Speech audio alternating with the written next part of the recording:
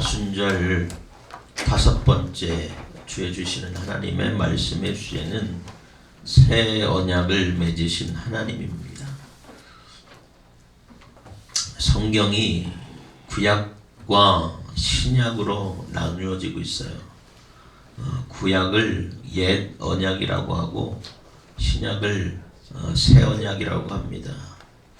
하나님께서 사랑하는 백성들에게 맺어주신 언약의 말씀이 성경의 말씀인 줄 믿으시기 바랍니다. 모세를 통해서 옛 언약을 주신 하나님께서 예수 그리스도를 통해서 새 언약을 주셨어요. 옛 언약은 사람이 죄를 알게 하셨습니다. 그래서 죄 짓지 말라라고 죄 짓지 않는 백성이 하나님의 백성이 되는 것이 옛 언약의 말씀이었어요. 그리고 그러나 아무도 율법으로 이롭게 된 자가 없습니다. 사람 안에는 아담과 하와 이후에 죄의 속성인 원죄가 사람 안에 있어요. 그래서 처음에 하나님께서 사람을 만드실 때는 하나님의 형상대로 만들어졌지만 그 죄로 말미암아 하나님의 형상, 거룩한 형상, 도덕적인 형상, 그런 선을 행하는 그런 형상들이 다 사라졌어요. 그래서 그 안에 사람 안에 죄의 속성이 살아있기 때문에 하나님이 율법을 주시고 이 법대로 살아라, 이것을 지키지 않는 것은 죄다 말씀하셔도 사람이 그것을 지켜낼 수가 없었던 것입니다. 그래서 하나님께서 다시 언약을 주시는데 예수 그리스도를 세상에 보내셔서 십자가를 지시고 온 이를 위해 죄를 담당케 하시고 누구든지 그를 믿는 자마다 구원을 얻게 하는 새로운 언약을 맺어주신 것이에요. 하나님의 은혜와 하나님의 사랑의 결정체가 바로 예수 그리스도의 십자가의 은혜인 줄 믿으시기 바랍니다. 그 십자가를 붙들고 그 십자가를 소망하고 그 십자가를 의지하여 살아가는 자는 하나님께서 그를 의롭다 칭하여 주시고 나의 자녀라, 나의 백성이라 인정해 주시는 줄 믿으시기 바랍니다. 먼저 하나님이 첫 언약을 주신 죄가 언제냐면 이스라엘이 출애굽을 시키시고 그들 백성을 시내산으로 이끌어내셔서 하나님께서 그들에게 말씀을 주시며 맺은 것이 첫 번째 언약이에요. 하나님이 먼저 아브라함을 통해서 축복을 약속하셨잖아요. 너로 큰 민족이 되게 하리라. 또 너를 통하여 모든 민족이 하나님의 복을 얻게 하시는 복의 통로로 사용하시겠다고 하나님께서 말씀하셨어요. 이 약속은 아브라함뿐만 아니라 그의 아들 이삭과 또 야곱에 이르기까지 하나님께서 먼저 선언해 주신 것이에요. 너희를 축복의 통로로 사용하시겠다는 것이에요. 너희를 큰 민족이 되게 하시겠다는 것이에요. 하나님께서 이러한 약속을 내주셨어요. 그런데 그 아브라함의 후손들이 어떻게 됐습니까? 기근을 피해 갔던 애굽 땅에서 그 애굽의 문화를 누리며 살아가다가 400년 동안 그것이 종살이하게 되는 그런 계기가 되었어요. 애굽에서 종살이하던 이 이스라엘 백성이 고달픈 애굽 생활을 하면서 그들의 조상에게 약속하셨던 하나님을 기억하며 하나님께 부르짖습니다. 그러자 그들의 부르짖음이 하나님께 상달되어서 하나님께서 모세를 통하여 이스라엘을 출애굽시키셨어요. 그래서 시내산에서 이끌으셔서 그들과 언약을 체결합니다. 너희들이 나의 말을 잘 지키면, 율법을 잘 지키면 나의 백성이 되고 내가 너희의 하나님이 되리라 하는 것이 그들에게 주신 언약이고 말씀입니다. 하나님이 그들에게 언약을 체결하신 후에 선민으로서 하나님의 백성으로서 어떻게 살아야 하는지 삶에 대한 규범을 주셨어요. 그 말씀이 출애굽기에 나오고 있습니다. 출애굽기 14장 5절에서 6절 보면 너희가 내 말을 잘 듣고 내 언약을 지키면 너희는 모든 민족 중에서 내 소유가 되겠고 너희는 내게 대하여 제사장의 나라가 되며 거룩한 백성이 되리라 말씀하셨어요. 모세를 통하여 하나님의 언약이 돌판에 새겨져서 이스라엘에게 전해졌습니다. 이 언약을 통해서 이스라엘 백성은 종교적으로, 도덕적으로, 사회적으로 어떻게 살아야 하는지 하나님께서 그들에게 말씀하시고 가르쳐 주셨어요. 그대로 살아야 됩니다. 모세가 그 말씀을 낭독하니까 모든 백성들이 어떻게 했냐면 우리가 다 준행하리이다 라고 했습니다. 하나님이 가르쳐 주신 말씀대로, 하나님이 명령하시는 대로 우리가 다 행하겠습니다 라고 그들이 화답했어요. 그러면서 하나님과 언약을 맺었습니다. 그런데 문제는 뭐냐면 이스라엘이 하나님이 주신 그 말씀대로 살지 못합니다. 한순간도 하나님의 언약을 지키며 살지 못했어요. 우리가 성경의 말씀을 읽으면 출애굽기 말씀부터 읽다 보면 이스라엘 백성들이 얼마나 하나님 앞에서 부족한 인생인지를 우리가 깨닫게 돼요. 말씀을 보면 이스라엘이 어쩜 이렇게 하나님 앞에서 민망하게 행하는지 알 수가 없습니다. 하나님 앞에서 죄송할 정도로 이스라엘이 행한 그 모습들은 하나님 앞에서 미련하고 어리석은 모습이었어요. 그런데 한편으로 보면 이 이스라엘의 불순종의 모습들이 우리의 모습으로 나타날 때가 있다는 것이에요. 여러분, 성경의 이야기가 구약의 이야기가, 이스라엘 백성의 이야기가 옛날 옛적의 이야기가 아니에요. 하나님의 말씀은 어제나 오늘이나 동일하신 말씀인 줄 믿으시기 바랍니다. 그 전에 주셨던 그 말씀이 나에게도 해당되는 말씀인 줄 믿으시기 바랍니다. 내가 이스라엘이 행했던 대로 내가 일희일비하면서 작은 일에 감사하지 못하고 또 큰 일에 감사하지 못하고 또 작은 것에 원망하고 불평하며 살았다면 그들의 모습이 나의 모습임을 우리는 깨달아 알아야 돼요. 그래서 날마다 우리는 말씀을 비추어 보고 이 말씀 속에서 내가 이 이스라엘 백성처럼 내가 살고 있지는 않은지 돌이켜 보시고 속히 회개할 수 있는 여러분 되시기 바랍니다. 이스라엘이 하나님으로부터 부름을 받고 하나님으로부터 선택을 받았어요. 선민의식을 갖고 살았어요. 나는 하나님의 백성이다. 나는 하나님의 자녀라는 그러한 자부심으로 살았어요. 그러나 그들의 삶 속에서는 하나님의 백성다운 삶을 살지 못했습니다. 하나님의 자녀다운 삶을 살지 못했어요. 여러분, 우리도 한번 돌이켜 보시기 바랍니다. 나는 정말 하나님의 백성다운 삶을 살고 있는가? 나는 하나님의 자녀다운 삶을 살고 있는지 여러분 돌이켜 보시기 바랍니다. 아니, 이스라엘처럼 나도 때마다 문제마다 원망하고 불평하고 낙심하고 절망하는 삶을 살고 있지는 않은지 돌이켜 보시기 바랍니다. 아니, 나는 이스라엘처럼 하나님의 크신 은혜와 사랑에도 불구하고 감사하지 못하는 폐역한 삶을 살고 있지 않은지 여러분 돌이키시 바랍니다. 하나님은 이스라엘 백성이 날마다 하나님께 불순종하고 죄악된 모습을 보일 때마다 하나님은 그들에게 회개를 촉구했어요. 돌아올 것을 요청하셨어요. 부르고 불러서 너희는 나의 백성이니 나의 말씀을 두고 나의 뜻대로 행하라 말하였어도 이스라엘이 하나님의 법을 어기고 하나님의 뜻을 어기고 자기 멋대로 살아가다가 결국에는 어떻게 됐습니까? 멸망당하게 되었어요.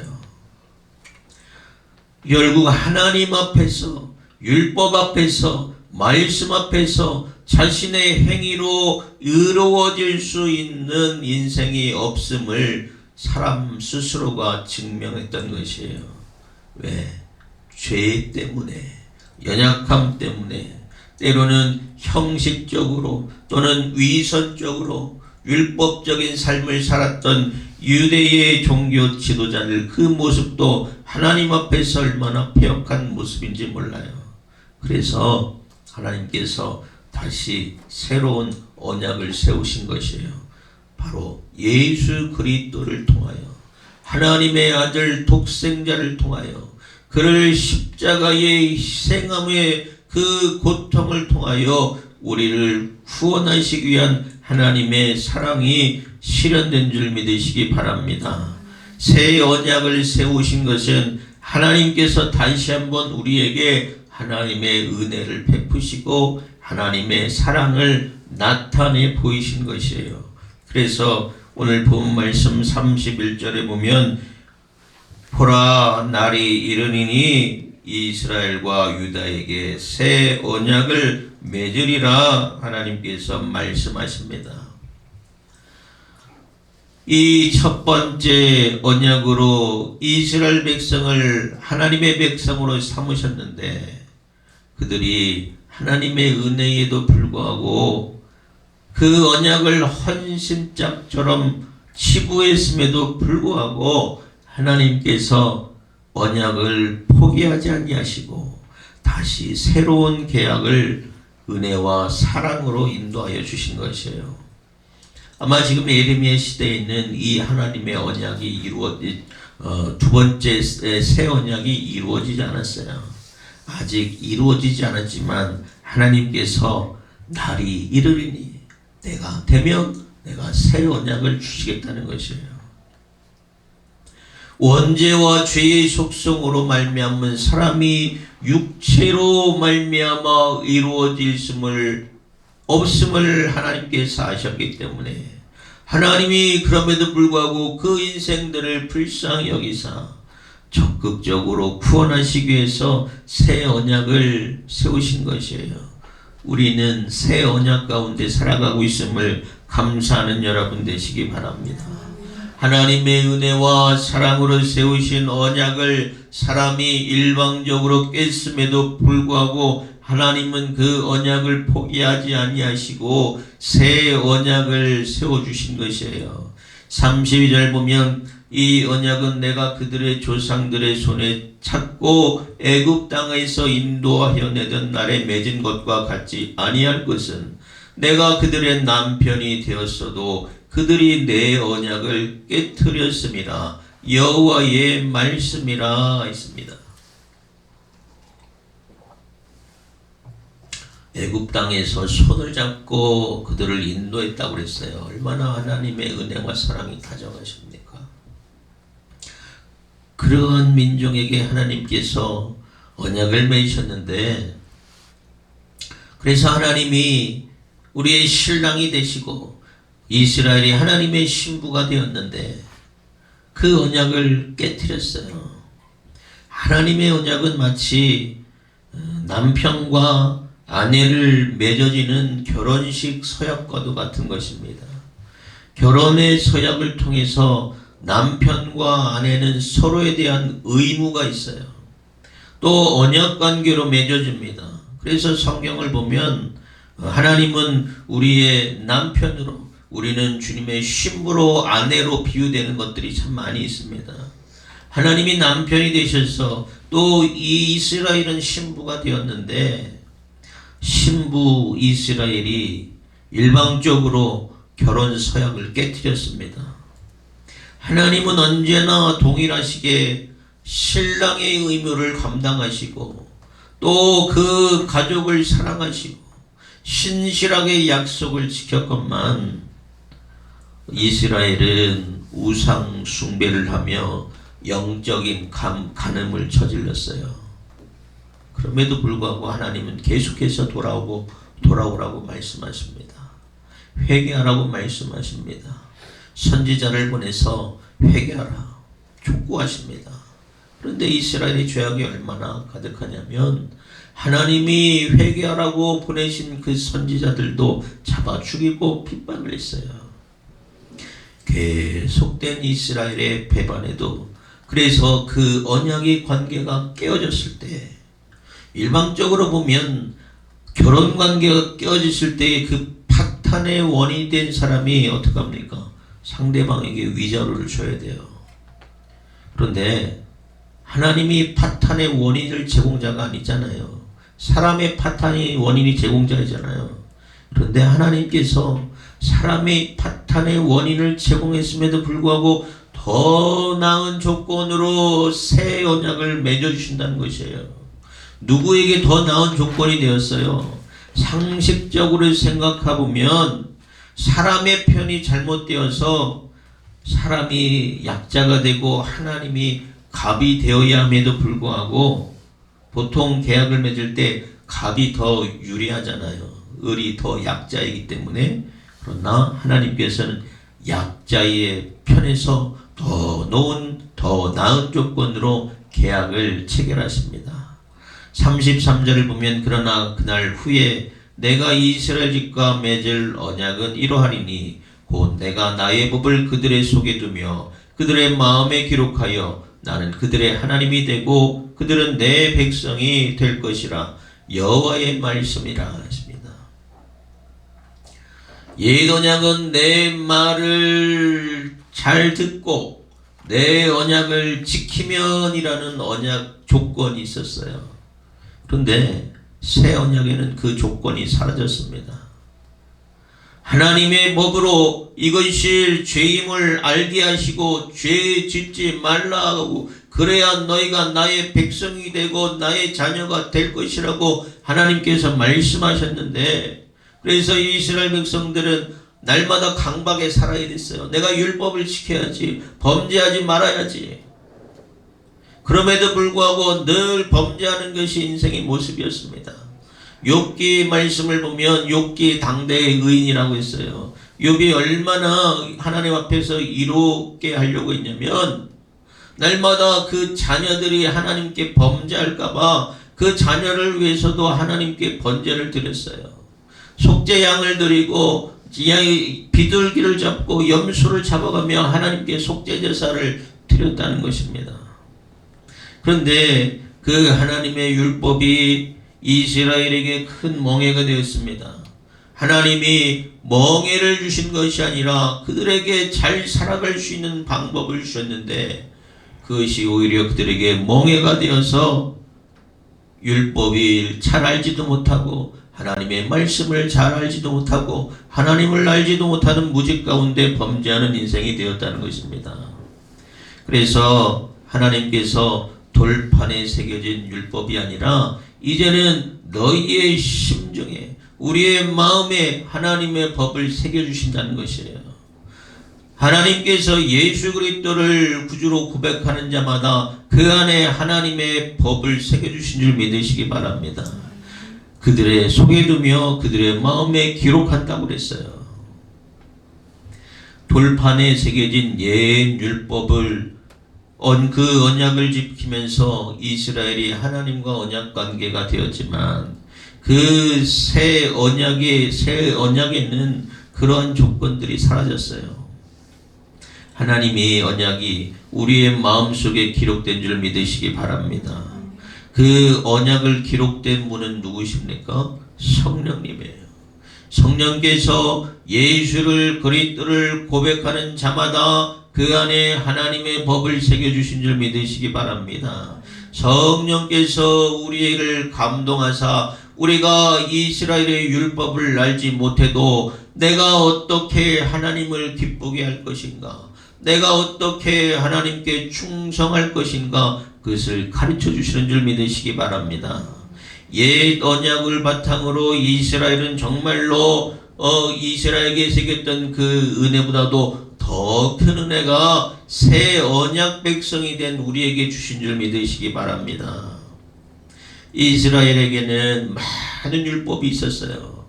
또 그 율법을 지키기 위한 또 많은 법률이 있었습니다. 또 그 법률을 감당하기 위해서 많은 것들을 계명을 줬어요. 그래서 때때로 하나님을 알지 못하고 하나님의 율법을 알지 못하고 범죄하고 불순종하고 또 우상 숭배하다 영적인 간음에 이르렀습니다. 그러나 하나님께서는 예수 그리스도의 십자가를 믿는 자에게, 그를 구주로 고백하는 자에게 주의 성령을 보내셔서 성령의 역사하심과 성령의 감동하심으로 우리가 하나님의 말씀을 알지 못해도, 하나님의 명령을 알지 못해도 성령의 역사하심으로 깨달아서 하나님의 뜻을 이루어 갈 수 있도록 하신 줄 믿으시기 바랍니다. 그래서 우리는 하나님의 크신 은혜와 사랑과 그 새 언약에 감사할 수 있는 여러분 되시기 바랍니다. 여러분 생각해 보세요. 지금도 옛 언약의 시대를 우리가 살고 있다고 생각해 보세요. 우리가 율법을 다 알아야 하나님의 법을 지킬 수 있어요. 율법을 내가 지켰는지 안 지켰는지 날마다 나의 언행 심세와 심사를 노심초사 날마다 생각하고 기억해야 돼요. 내가 지키지 않은 율법이 뭐가 있는지, 율법이 범한 것이 내가 무엇인지 내가 생각하고 날마다 속죄제사를 드려야 돼요. 번제를 드려야 돼요.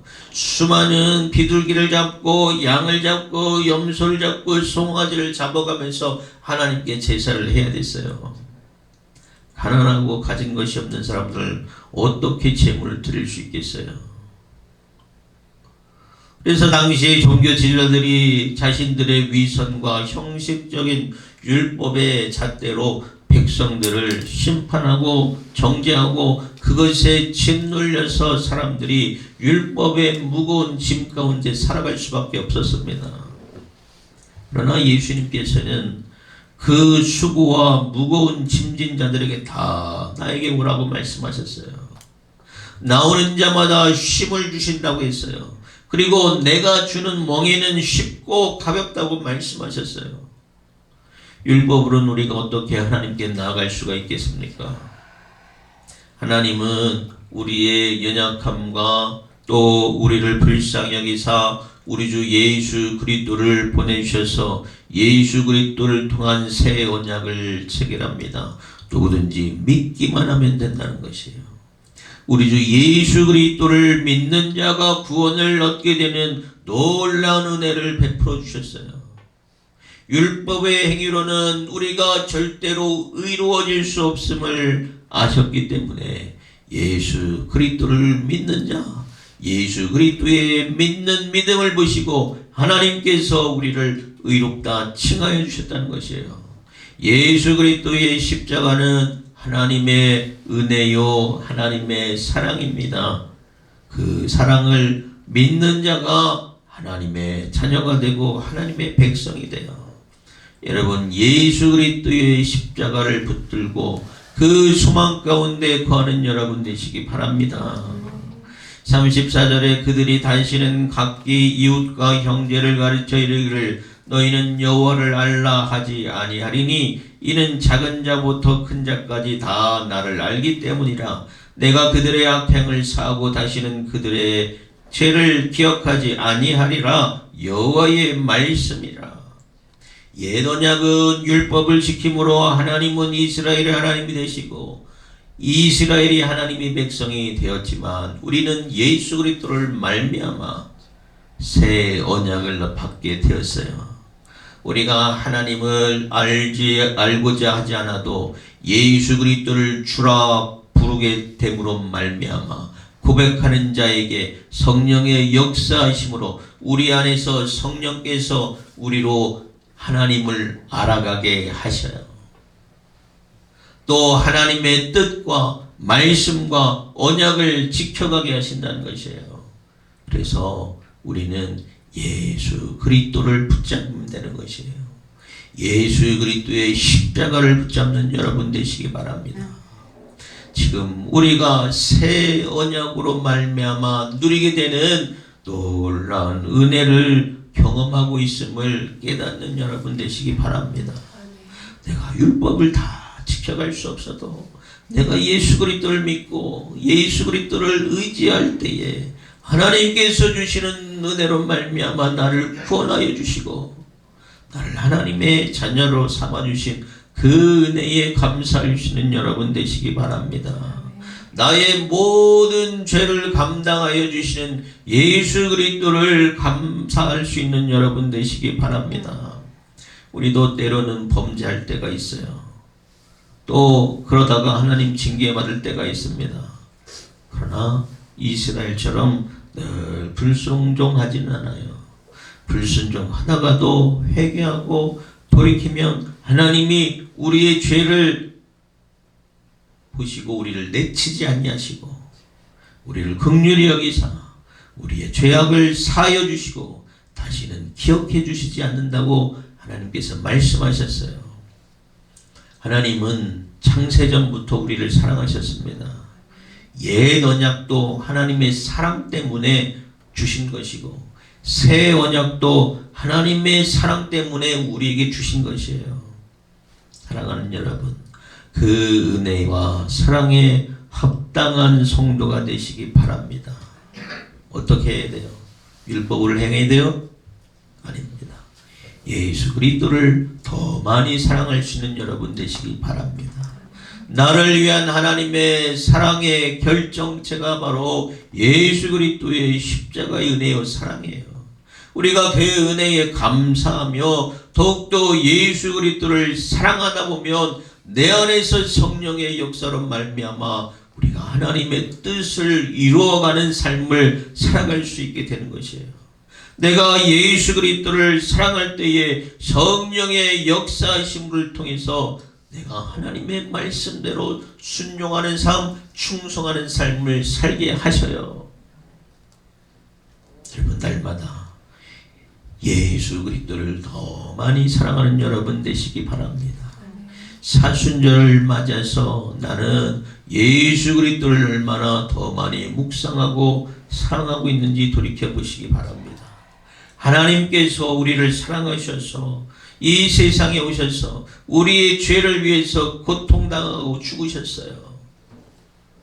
예, 감사해야 되지 않겠습니까? 그 은혜와 그 뜻이 무엇인지 우리가 깨달아야 되지 않겠습니까?